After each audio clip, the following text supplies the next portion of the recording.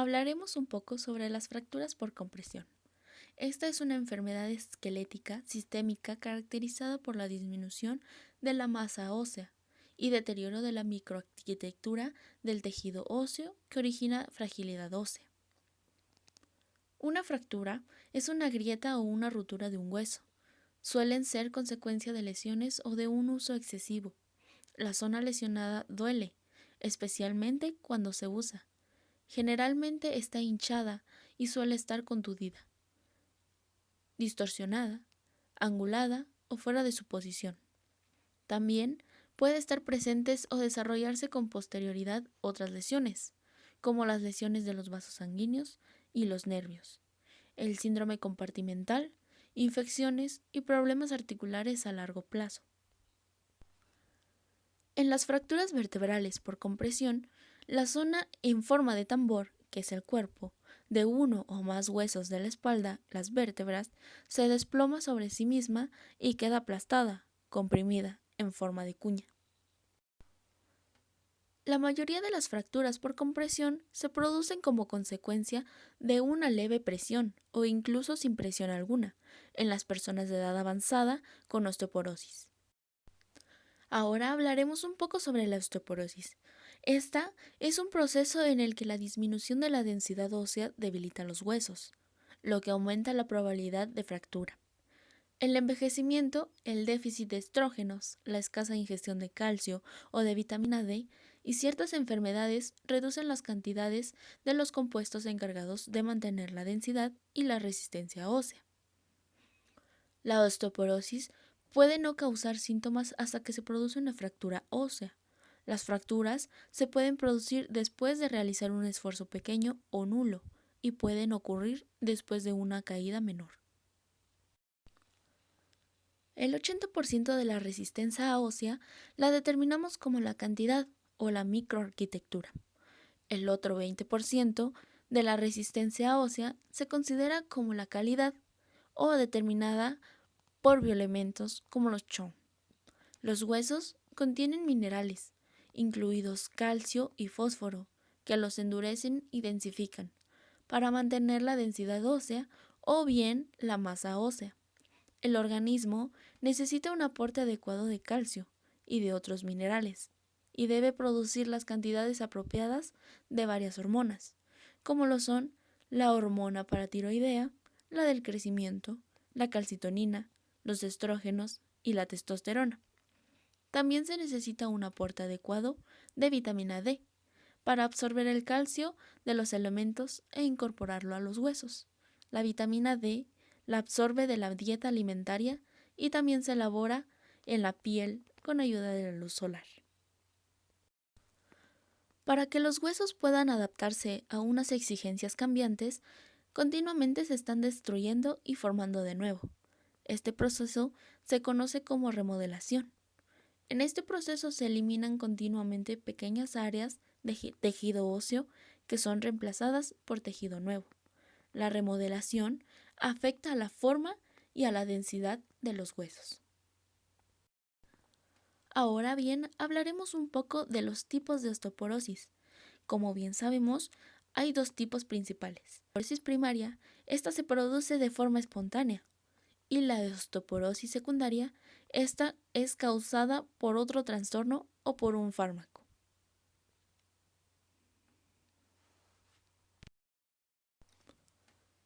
Entraremos con la osteoporosis primaria.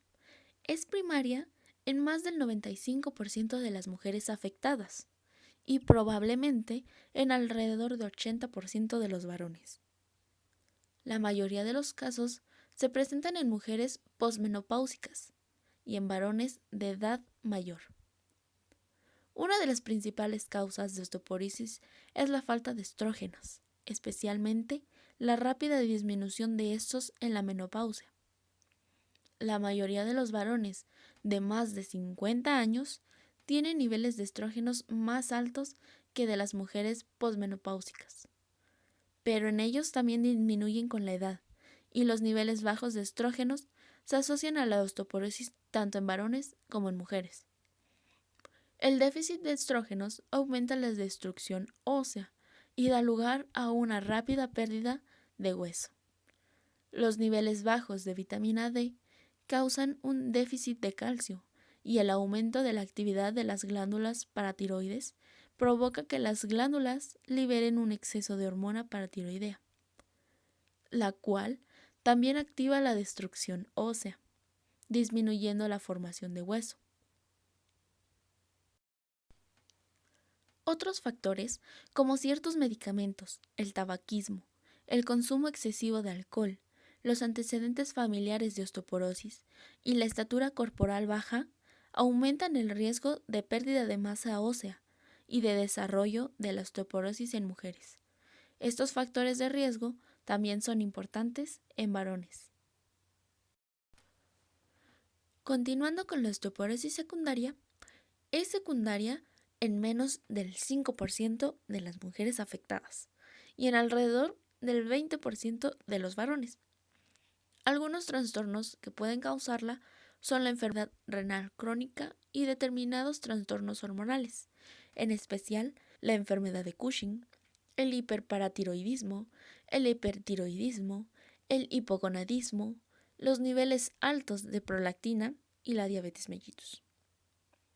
Ciertos tipos de cáncer, como la mieloma múltiple, al igual que otras enfermedades crónicas como la artritis reumatoide, algunos fármacos que pueden provocar osteoporosis secundaria si se consumen durante mucho tiempo, como son la progesterona, los corticoides, las hormonas tiroideas, ciertos fármacos usados en quimioterapia y los medicamentos anticonvulsivos, el excesivo alcohol o de cafeína y el hábito de fumar pueden contribuir a la osteoporosis. La osteoporosis idiopática es una forma rara de osteoporosis. La palabra idiopática indica simplemente que la causa es desconocida. Esta forma aparece en mujeres premenopáusicas, en hombres de alrededor de 50 años y en niños y adolescentes con niveles normales de hormonas y de vitamina D y sin ninguna causa evidente que explique la debilidad ósea.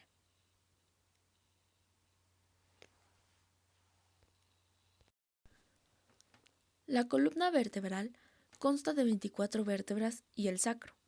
Los huesos de la espalda soportan la mayor parte del peso del cuerpo y por lo tanto están bajo mucha presión. Una vértebra consta de una parte en forma de tambor, que es el cuerpo, en la parte anterior, el agujero para la médula espinal y varias proyecciones óseas denominadas apófisis en la parte posterior. Los discos de cartílago que se localizan entre las vértebras actúan como almohadillas y protegen los huesos. La mayoría de estas fracturas por compresión vertebral no causan dolor. No obstante, puede aparecer dolor en general de forma súbita, que permanece en una zona determinada de la espalda y empeora al permanecer de pie o al andar. En la zona afectada se observa sensibilidad dolorosa a la palpación. Normalmente, el dolor y la sensibilidad a la palpación de la zona desaparecen gradualmente al cabo de una semana. Sin embargo, el dolor persistente puede durar meses o ser constante. Si se rompen varias vértebras, se puede producir una curvatura anómala de la columna vertebral, cifosis llamada, o, como vulgarmente se conoce, joroba, lo que da lugar a distensión y dolores musculares, además de la deformidad.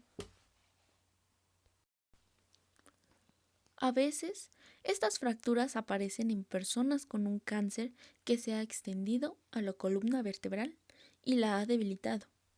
Estas son denominadas fracturas patológicas. Sin embargo, cuando el hueso está debilitado, las fracturas por compresión pueden estar producidas por una fuerza de baja intensidad, como puede ocurrir cuando el sujeto levanta un objeto, se inclina hacia adelante, se levanta de la cama o se tropieza. A veces, la persona no recuerda ningún suceso que puede haberle causado una fractura. De vez en cuando, las fracturas resultan de un traumatismo de alta energía, como puede ocurrir en un accidente de tráfico, en una caída desde una gran altura o en una herida por arma de fuego. En tales casos, también se puede haber una lesión de la médula espinal y de la columna vertebral que puede sufrir una fractura en más de un lugar. Si la causa fue una caída desde una gran altura y la persona aterrizó sobre uno o ambos talones, también se puede producir una fractura de talón. Ahora bien, hablaremos un poco de cómo consolida un hueso. Cuando la mayoría de los tejidos, como lo son de la piel, los músculos y los órganos internos se lesionan de forma considerable, se autorreparan mediante el reemplazo de tejido sano por tejido cicatrizal. El tejido cicatrizal suele tener una apariencia diferente de la del tejido normal o altera de algún modo su funcionalidad. En contraste, el hueso se cura o se consolida mediante la formación de tejido óseo. Cuando un hueso se regenera después de una fractura, esta suele resultar prácticamente indetectable al cabo de un tiempo. Incluso huesos que han presentado lesiones muy graves, cuando se tratan adecuadamente, a menudo consolidan y llegan a funcionar con cierta normalidad. La rapidez con que se regenera el hueso depende de la edad de la persona y de la presencia de otros trastornos. Ahora bien, hablaremos un poco sobre cómo se curan las fracturas. Las fracturas se curan en 3 etapas superpuestas, que son la inflamación, la reparación y la remodelación. En la fase inflamatoria, el proceso de reparación comienza inmediatamente después de la fractura. Las células del sistema inmunológico se desplazan al área lesionada para eliminar el tejido dañado, los fragmentos óseos y la sangre extravasada de los vasos sanguíneos rotos. Las células inmunitarias liberan sustancias que atraen más células inmunitarias, aumentan el flujo de sangre a la zona y hacen que entre más líquido en la zona lesionada. Como resultado, el área alrededor de la fractura se inflama. Esto quiere decir que adquiere una coloración roja y está hinchada y sensible. La etapa inflamatoria alcanza su actividad máxima al cabo de un par de días, pero tarda semanas en desaparecer. Este proceso causa la mayor parte del dolor que experimenta al principio la persona que ha sufrido una fractura. Durante esta etapa y la etapa de reparación, a menudo es necesario evitar que la parte fracturada del cuerpo se mueva, realizando una inmovilización. Puede ser con un yeso o con una férula. La etapa de reparación comienza pocos días después de la lesión y puede durar entre semanas y meses. Para reparar la fractura se forma hueso nuevo, denominado callo óseo. Al principio, este nuevo tejido óseo, denominado callo externo, no contiene calcio, el mineral que proporciona el hueso, su resistencia y densidad. Este tejido nuevo es blando y elástico, por lo tanto, se puede dañar con facilidad y puede permitir que la fractura se mueva, se desplace. Además, no puede detectar en las radiografías. En la etapa de remodelación, el hueso se destruye, se reconstruye y se restaura hasta una situación similar a la previa. La remodelación tarda muchos meses. El calcio se deposita en el callo, con lo que aumenta su rigidez y su resistencia, y es más fácil de ver en las radiografías, conforme se restablece la forma y la estructura del hueso. Durante esta etapa, La persona afectada puede comenzar a usar poco a poco la parte lesionada con normalidad. Debe reanudar gradualmente sus actividades normales y aumentar de forma progresiva la cantidad de fuerza o de peso que carga sobre la parte lesionada. Hablaremos un poco sobre las complicaciones de las fracturas. Estas fracturas pueden ir acompañadas de otros problemas o complicaciones u ocasionarlos. Sin embargo, las complicaciones graves no son frecuentes. El riesgo de complicaciones graves aumenta si la piel se rompe o si se lesionan los vasos sanguíneos o los nervios. Algunas complicaciones, como la lesión de los vasos sanguíneos y los nervios, el síndrome compartimental, la embolia grasa y las infecciones, se producen durante las primeras horas o días después de la lesión. Otras, como los problemas con las articulaciones y los defectos de consolidación, se desarrollarán con el tiempo.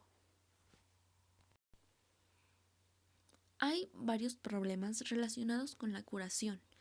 A veces, los extremos de un hueso fracturado no cicatriza como se esperaba y es posible que no se unan los extremos, lo que se denomina como una pseudoartrosis. Los extremos cicatrizan muy lentamente. Esto lo denominamos como retardo de consolidación. Y en la cicatrización en una posición incorrecta, lo que se denomina consolidación viciosa. La probabilidad de que aparezcan estos problemas es mayor cuando los huesos fracturados no se mantienen uno junto al otro y no se protegen del movimiento, lo cual indica que no están inmovilizados con algún yeso o con alguna férula. El suministro de sangre se interrumpe. Algunos trastornos como la diabetes y la enfermedad vascular periférica y ciertos fármacos, como son los corticoides, pueden retrasar o interferir en la cicatrización ósea. Las personas afectadas pueden ser incapaces de mantenerse de pie en posición erguida, pueden tener dificultades para agacharse, alcanzar o levantar un objeto, subir escaleras y caminar. A veces, una fractura por compresión ocasiona un dolor repentino y agudo en la espalda o un dolor que involucra de forma gradual. Puede ser leve o muy grave. Puede ser constante y sordo, y puede empeorar cuando el paciente se pone en pie, se inclina hacia adelante o permanece sentado durante mucho tiempo. El dolor puede irradiarse al abdomen si se presiona o golpea suavemente a lo largo de la parte central de la espalda, tal y como se hace el médico durante la exploración. Esto le produce malestar. El dolor, por lo general, disminuye después de aproximadamente 4 semanas y desaparece después de unas 12 semanas. Las fracturas por compresión, que no son consecuencia de osteoporosis, causan dolor repentino y sensibilidad al tacto en el lugar de la fractura. Las personas afectadas también suelen presentar espasmos musculares. Una lesión más probable en el contexto de una fractura por compresión de gran energía, como ocurre en un accidente de tráfico o en una caída desde una gran altura, se lesiona la médula espinal o las raíces de los nervios raquídeos, que pasan a través del espacio intervertebral.